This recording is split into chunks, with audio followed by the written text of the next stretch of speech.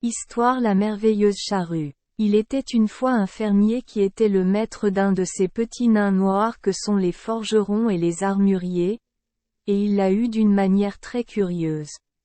Sur le chemin qui mène à ce champ de fermier, il y avait une croix de pierre, et chaque matin, alors qu'il se rendait à son travail, il s'arrêtait et s'agenouillait devant cette croix et priait pendant quelques minutes. À une de ces occasions, il remarqua sur la croix un joli insecte brillant, d'une teinte si brillante qu'il ne se souvenait pas d'avoir jamais vu pareil chez un insecte. Il s'en étonnait beaucoup, mais il ne le dérangeait toujours pas.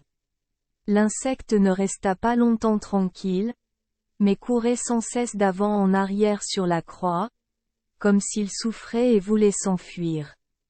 Le lendemain matin, le fermier revit le même insecte, et de nouveau il courait çà et là dans le même état d'inquiétude. Le fermier commença alors à avoir quelques soupçons à ce sujet et pensa en lui-même, serait-ce maintenant l'un des petits enchanteurs noirs ?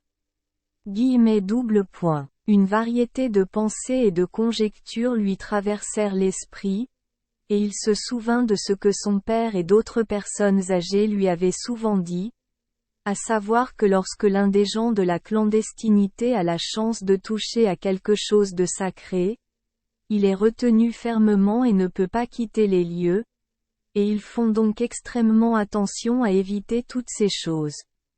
Mais, pensa-t-il, vous êtes peut-être autre chose, et je commettrai peut-être un péché en enlevant le petit insecte. Alors il l'a laissé là où il était. Cependant, quand il le retrouva 2 fois au même endroit, et courant toujours avec les mêmes signes d'inquiétude, il dit « Non, ça ne va pas, alors maintenant, au nom de Dieu. » Il s'agrippa à l'insecte, qui résista et s'accrocha à la pierre, mais il l'a tenu fermement et l'a arraché de toutes ses forces, et voilà. Puis il découvrit qu'il avait, au sommet de la tête, un petit gars noir et laid, long d'environ 6 pouces, hurlant et donnant des coups de pied à un rythme furieux. Le fermier fut très étonné de cette transformation soudaine. Il tenait toujours fermement son prix et ne cessait de l'appeler, tout en lui administrant quelques gifles intelligentes. « Tais-toi, tais-toi, mon petit homme. Si pleurer devait suffire, nous chercherions peut-être des héros emmaillotés. Vêtements. Nous allons juste vous emmener un peu avec nous et voir à quoi vous êtes bon. » Le petit garçon trembla et trembla de tous ses membres, puis se mit à gémir pitoyablement et supplia le fermier de le laisser partir. « Non, mon garçon, » répondit le fermier, « je ne te laisserai pas partir avant que tu ne me dises qui tu es, et comment tu es venu ici, et quel métier tu connais qui te permet de gagner ton pain dans le monde. » À cela, le petit homme sourit et secoua la tête, mais ne dit pas un mot en réponse, se contentant de supplier et de prier davantage pour se libérer. Le fermier pensa qu'il devait maintenant le supplier s'il voulait lui soutirer des informations. Mais tout cela n'a servi à rien. Il a alors adopté la méthode inverse, le fouettant et le frappant, mais avec le même peu d'effet. La petite chose noire est restée muette comme la tombe, car cette espèce est la plus méchante et la plus obstinée de tous les gens souterrains.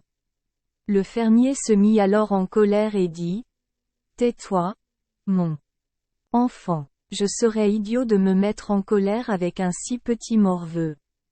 Ne t'inquiète pas, je te ferai bientôt assez apprivoiser. » En disant cela, il courut chez lui avec lui, le plaça dans un pot de fer noir et couvert de suie, posa dessus le couvercle de fer et posa sur le couvercle une grosse pierre lourde. Alors il plaça le pot dans une pièce sombre et froide, et comme il sortait, il lui dit « Reste là, maintenant, et fige jusqu'à ce que tu sois noir. Je t'engage à ce qu'enfin tu me répondes poliment. » 2 fois par semaine, le fermier entrait régulièrement dans la chambre et demandait à son petit captif noir s'il voulait bien lui répondre maintenant, mais le petit persistait toujours obstinément dans son silence. Le fermier avait poursuivi sans succès cette démarche pendant 6 semaines, au bout desquelles son prisonnier avait fini par renoncer. Un jour, alors que le fermier ouvrait la porte de la chambre, il lui demanda de lui-même de venir le sortir de son cachot sale et sombre, en lui promettant qu'il ferait désormais joyeusement tout ce qu'on attendrait de lui.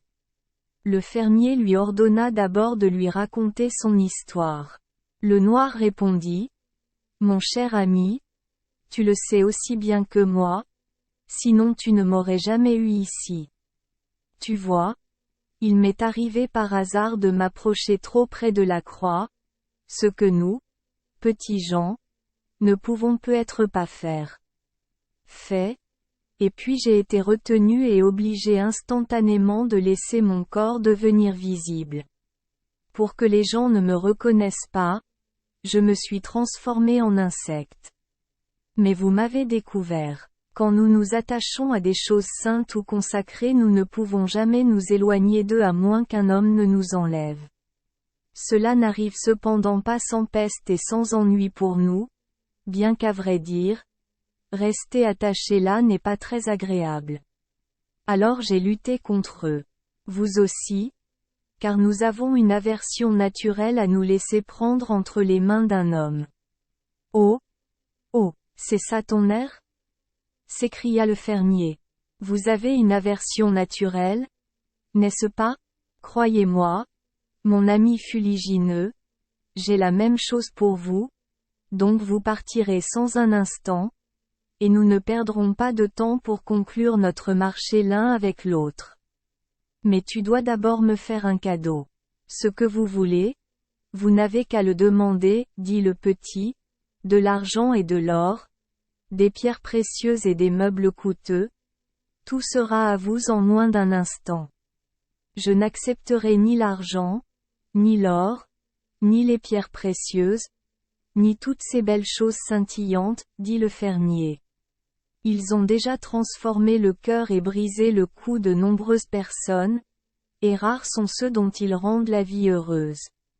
Je sais que vous êtes des forgerons habiles et que vous avez avec vous de nombreuses choses étranges dont les autres forgerons ne savent rien.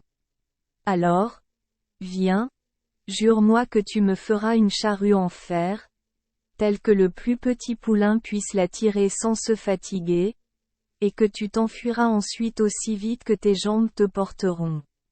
Alors le noir jura, puis le fermier s'écria: « Maintenant, au nom de Dieu, vous voilà en liberté, et le petit disparut comme l'éclair.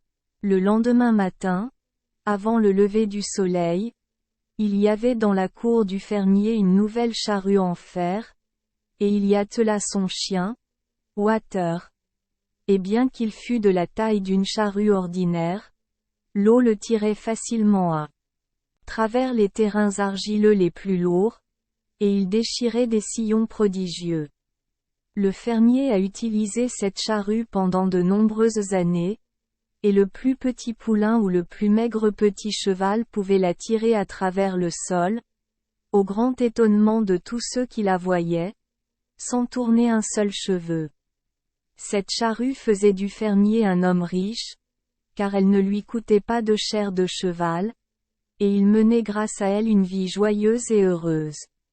On voit par là que la modération dure le plus longtemps, et qu'il n'est pas bon de trop convoiter.